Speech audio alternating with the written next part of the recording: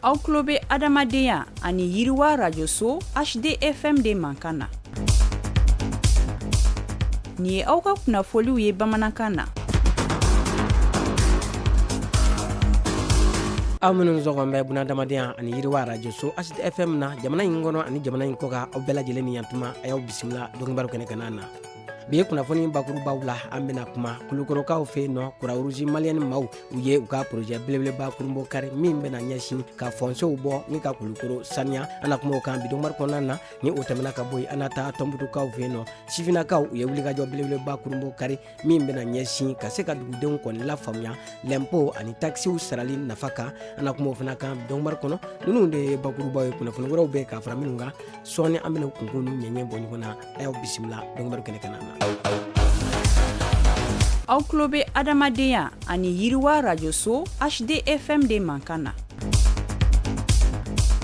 Tibarikala a y'aw bisimila kokura dɔnnibaru kɛnɛ kan na i n'a fɔ an bɔra k'a fɔ kunnafoni daminɛw la cogoya min na kulukorokaw fɛ yen nɔ ka bɛn tarata avril kalo tile 14 san 2026 Mali Croix-Rouge maaw u ye wulikajɔ sabati ni ka projet belebeleba kɔni kurumbo kari min bɛna ɲɛsin ka kulukoro dugu 27 bɔ ɲɔgɔn kɔ ka olu fonse kɔni bɔ waasa kulukoro bɛ se ka saniya cogoya min na ni ka dugu kɔni kisi ka bɔ jikasaraw ma samiyaw kɔni waati la ni projet in a musaka bɛ taa sɛfɛ wari miliyɔn 16 bɔɲɔnko la min bɛna lawaleya min ye ka daminɛ avril kalo tile 14 ni ka taa bila a tile 30 la a kɛkun de ye ka se ka kulukorokaw ka se ka u tanga ka bɔ kasaraw kɔni natɔlaw kɔni mɔ fɛn min ye n'i y'a ta k'a lajɛ ka se k'u ka kɛnɛyakow ka se ka nin bɛɛ lajɛlen kɔni sabati ni baara dayɛlɛ kɔni kɛnɛ kan na min ye kulukoro ale komantan ka taa se dugutigilakaw ani min ye dugudenw u bɛɛ lajɛlen de kɔni bɔra Croix-Rouge maa ɲɛmaw olu bɛɛ lajɛlen de nana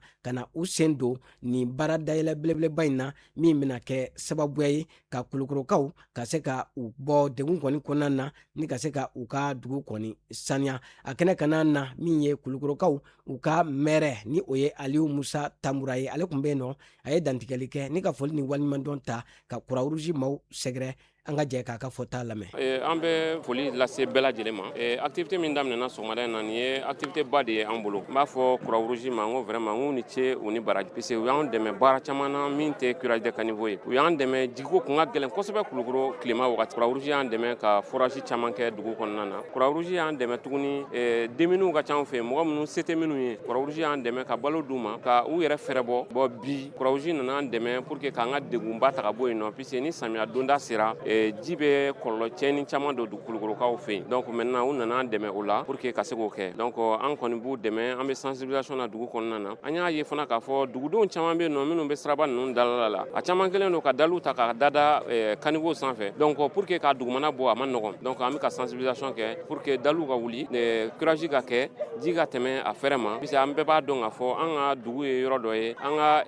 jiboli sira an ka kulu an ka dugu quartier bɛɛ bɛ kulu sanfɛ de. Donc ji diyagoya ye i ka tɛmɛ sira bila pour que a ka jigin ka taa ba la. Donc ka Croix-Rouge fo kosɛbɛ u ka cɛsiri la u bɛ ka min kɛ an kulukorokaw ye vraiment an b'a f'u ɲɛna o merci beaucoup. Ale ka kumaw kɔfɛ min ye Croix-Rouge ale ka waati la tɛmɛ ɲɛma ni o kɔni ye Dr Boubacar Ɲare ale fana tun bɛ yen nɔ a ye dantigɛli kɛ ni k'a jira k'a fɔ nin baara in kɛra ka da laɲini min kan a y'a bɛɛ lajɛlen walawala an ka jɛ k'a ka fɔtaw lamɛn. Activité min n'an b'a kunna bi programme dɔ de ka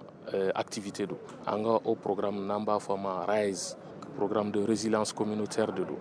a bɛ région 3 de ni ɲɔgɔn cɛ Kulikoro b'a la Segu b'a la Mopti b'a la programme ni baaraw kɛcogo la ani dugudenw bɛ sigi ka kuma ka u ka lahala dɔn degun minnu b'u kan u yɛrɛ k'a fɔ u hakilina ye fɛn minnu ye degun bɛ se ka wuli cogo min na u yɛrɛ k'a fɔ donc an bɛ sɛbɛn k'o kɛ ba la k'o kɛ papier k'o kɛ sɛbɛn ye ka sɔrɔ ka musaka min n'o b'anw yɛrɛ bolo an bɛ na n'o ye ani musaka min bɛ communauté bolo min collectivité bolo min yɛrɛ fana bɛ an ka gouvernement bolo donc an b'u bɛɛ fara ɲɔgɔn kan donc an ka se ka baara kɛ bi an ye activité min boloda n'o ye sanuya ye o activité la a bɛ taa i jɔ fo miliyɔn 16 ani a kunkan fɛn programme yɛrɛ kɔnɔna na projet in kɔnɔna na a bɛ taa fo miliyɔn 400 ani miliyɔn 25 ani kunkan fɛn donc an bɛ san 2 fila de baara la an ye baara in daminɛ alhamdulilahi rabil alamina ani dugudenw bi ka baara in kɛ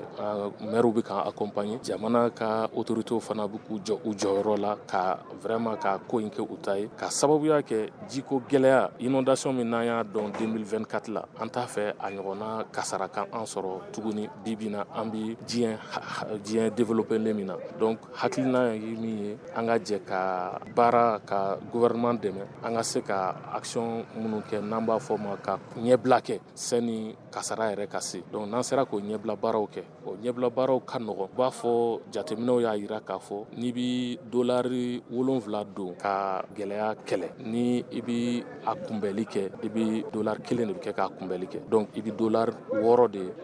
récupérer ko o bila yen k'a sɔrɔ magamako la donc an y'o taabolo in de kɛ o y'an ka taabolo ye an bɛ fɛ ka baara kɛ n'a ye ani plateforme nationale de réduction des risques et catastrophes bɛ ka baara kɛ o la et je crois que mois de juillet tɛmɛnen kɔ Mali la anw de kɛra organisation ye min fana ye dialogue régional n'an ko ma sigikafɔ an ka kuma action anticipatoire kan n'o ye ka cogo di kɔlɔlɔw bi kunbɛn cogo min na an ka kuma kan an y'o kɛ Mali la diɲɛmaa nana mɔgɔw bɔra diɲɛ fan bɛɛ lajɛlen na ka na an y'o kɛ o hukumu kɔnɔna na an y'a yira k'a fɔ ko action communautaire k'an ka ba don o la donc o tun y'o recommandation dɔ ye donc bi an b'o kɛnɛ dɔ kan bi k'o réaliser alhamdulilahi rabil alamina an bi taa tɔnbutukaw fɛ yen nɔ tarata avril kalo tile 14 san 2026 tɔnbutu sifinakaw ka jɛkuluba n'an ko ma ko conseil régional de la jeunesse de Tɔnbukutu u ye wulikajɔ belebeleba kurumbo kari ni ka lafaamuyali ta ka u ka marabolo maaw kɔni sɛgɛrɛ waasa maaw bɛ se ka su ka kɛ jamana ale ka nafakatiw kɔni sarali kan ni o ye impôt ani taxiw ye fɛn min ye u ka nin baaradayɛlɛ kɔni kɛnɛ kana na Tɔnbukutu maa ɲɛmaabaw olu bɛɛ lajɛlen nana kɛrɛnkɛrɛnnenya la u ka gouverneur ni o ye Bakun Kante ye ninnu bɛɛ lajɛlen kɔni nana ka na sifinakaw kɔni kɔkɔrɔma don u ka nin wulikajɔba in na ni o bɛna kɛ sababuya ye ka se ka dugudenw bɛɛ lajɛlen kɔni lafaamuya ni o de ye musaka min bɛ sara jamana ye ni o ye impôt ni taxiw ye olu ka se ka sara u fɛ waasa u ka marabolo o bɛ se ka bɔ nɔgɔ la cogoya min na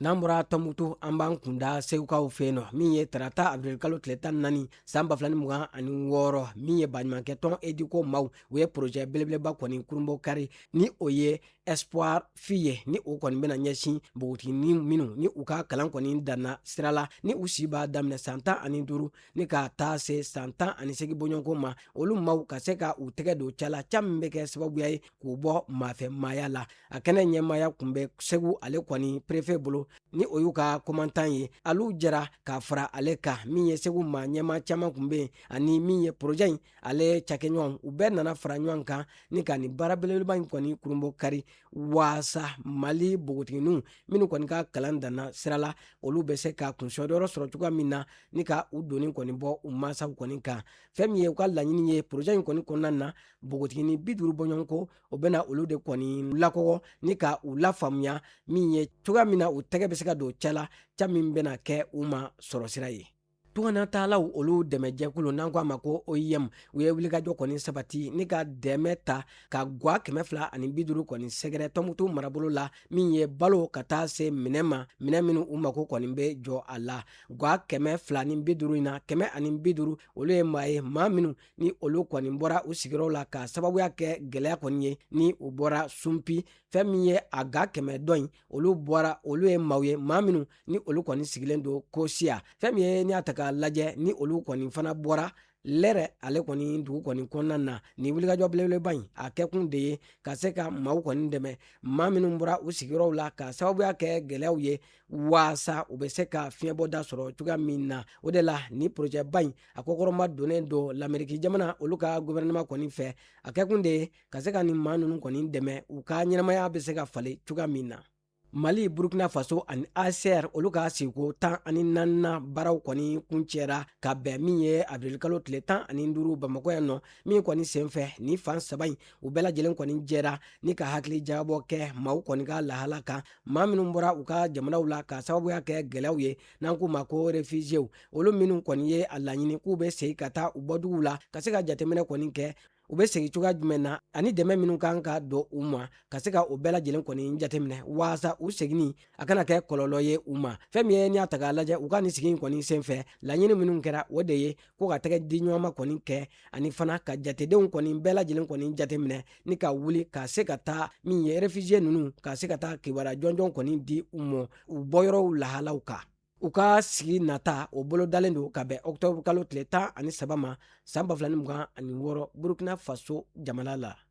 an ka jamana kunnafoniyaw kɔfɛ an bɛ taa kɔkan jamana ale kibaraw la. an b'a daminɛ Sudan. maa minnu bɔra u sigiyɔrɔw la Sudan jamana na ni ka taa u kun kalifa Cadikaw kɔni fɛ yen nɔ ka sababuya kɛ basigibaliya ani gɛlɛya kɔni ye. an bɛ waati min na ko sisan ko dɛmɛ ni o ye bunahadamadenya dɛmɛ ye k'o bɛna tigɛ u la. ko maa 1,000,000 n'a kunkanfɛn bɔɲɔgɔnko k'olu de bɔra Sudan jamana na ka taa u kun kalifa Cadikaw kɔni fɛ yen nɔ. fɛn min ye ko dɛmɛ in bɛna tigɛ u la ka sababuya kɛ min ye diɲɛ kurukara kɔni kɔnɔna na. dɛmɛ min ni o kan ka di maaw ma maa minnu bɛ degun na ko min ye dolari wari 400,000 bɔɲɔgɔnko k'o de bɔra o dɛmɛ di ta la. o de kɛra sababuya ye a kɔlɔlɔ a b'a la ka se maaw ma maa minnu ni u bɔra u sigiyɔrɔw la ka sababuya kɛ basigibaliyaw ye. ko min ye maa 10 o maa 10 ko maa 4 o de b'a la ka dɛmɛ kɔni sɔrɔ k'o bɛna kɛ sababuya ye ka ni maa ninnu kɔni kɔli ji dumuni ani fɛn caman na. kɛlɛ min ni a nun donna Sudan jamana na ko ɲinɛ kɔni bɛ kɛ o san 3nan ye o kɛlɛ don sababuya ye ni ka buna adamadenw kɔni lahalaw kɔni gɛlɛya. maa miliyɔn caman bɛ yen ko olu kɔni bɔra u sigiyɔrɔw la ko min ye muso ani npogotigi ni 17,000,000 bɔɲɔgɔnko de bɛ yen minnu mako bɛ buna adamadenya dɛmɛ la. an bɛ donni min na ko sisan nka fɛn min ye ko kɛlɛ kɛlen don sababuya ye ni ka dɛmɛ kɔni tigɛ u la. diɲɛ tɔnba o ni u ka cakɛbondaw kɔni ye a jira k'a fɔ fɛn min ye ko u ye welewelemada kɔni kɛ waasa fɛɛrɛ ni dabali o bɛ se ka tigɛ cogoya min na ni maa ninnu u bɛ se ka dɛmɛ. diɲɛ tɔnba min ka wulikajɔ ɲɛsin bɛ baloko sabatili ani sɛnɛ yiriwali ma ni o ye FAO ye u ye a jira k'a fɔ ko ga caman de bɛ min bɛ taa ga miliyɔn caman na minnu mako kɔni bɛ balo la don n'a nataw kɔni na. fɛn min ye o de la u kɔni ye laɲini kɔni kɛ ko diɲɛma ka fɛɛrɛ kɛ ni ka sɛnɛ kɔni don ba la ka se ka maa miliyɔn caman kɔni dɛmɛ sɛnɛ ale nasira fɛ min ye sumansiw ka taa se bagaji ani nɔgɔw ma ka o ɲini k'a di ni maa kofɔtaw kɔni ma ko o de kɔni ye diɲɛ gɛlɛya o banfura ye ni o ye kɔngɔ ni minɔgɔ kɔni nasira kɔni fɛ ko ni an ma fɛɛrɛ kɔni kɛ ka wulikajɔ kɛ ni ka cikɛlaw kɔni dɛmɛ ko min ye ko wulituma dɔn u ka fisa ni sen ka di ye ko kɔngɔ kunbɛli k'o ka fisa ni kɔngɔ kɛlɛli ye. an lamɛnbaaw ni de bɛna dansigi bi dɔnkibaru la min lasera aw ma balimakɛ n'aw denkɛ Idrissa Badimi fɛ. maa min tɛgɛ bɛ nɛgɛw la o ye Jose Tera ye. a k'an bɛn waati wɛrɛw la.